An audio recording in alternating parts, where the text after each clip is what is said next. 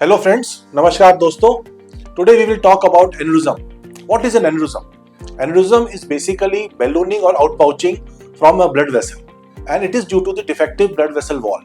यानी कि अगर खून की नस में कोई दीवार कमजोर हो जाती है और उससे गुब्बारे जैसा बाहर प्रोट्रूजन आ जाता है तो उसको एनेुरिज्म कहते हैं. ब्रेन के अंदर भी एनेुरिज्म बहुत कॉमन है और अगर ये ब्रेन के अंदर होता है तो ये किसी नर्व को या ब्रेन के हिस्से को दबा सकता है जिससे कि दिक्कत होती है.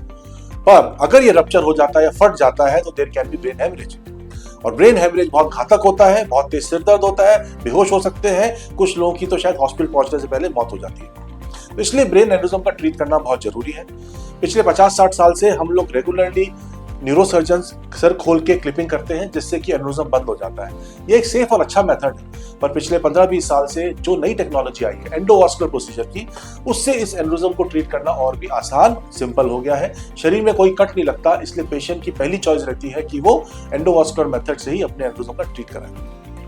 अगर किसी को एनेुरिज्म है तो वो डॉक्टर के पास पहुंचता है, डॉक्टर इन्वेस्टिगेट करता है, उसमें डीएसए यानी एंजियोग्राफी की बहुत जरूरत होती है. उससे एनेुरिज्म डिटेक्ट होता है. उसका एंडोवास्कुलर मेथड ट्रीटमेंट का होता है कॉइलिंग.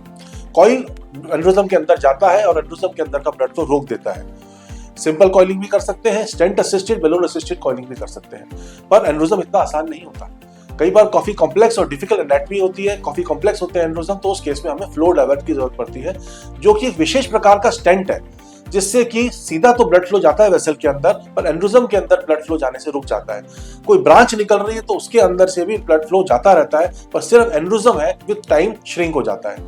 इसी फ्लो डाइवर्टर में there is a new technology which has come up which is known as shielded flow diverter. Shielded flow diverter जो है वो ब्रेन के वेसल के अंदर की थ्रोम्बोजेनिसिटी को कम करता है, उसकी लॉन्गेविटी ज्यादा होती है और वो अर्ली ऑब्लिटरेशन ऑफ द एनेुरिज्म में हमारी हेल्प करता है जिससे कि पेशेंट जल्द से जल्द ट्रीट हो जाता है, ठीक हो जाता है.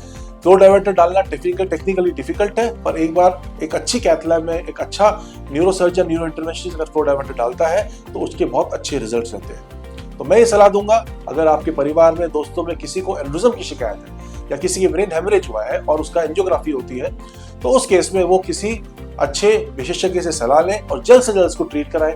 कोई भी मेथड अडॉप्ट करें, लेकिन शील्डेड फ्लो डाइवर्टर के बारे में भी जरूर सोचें.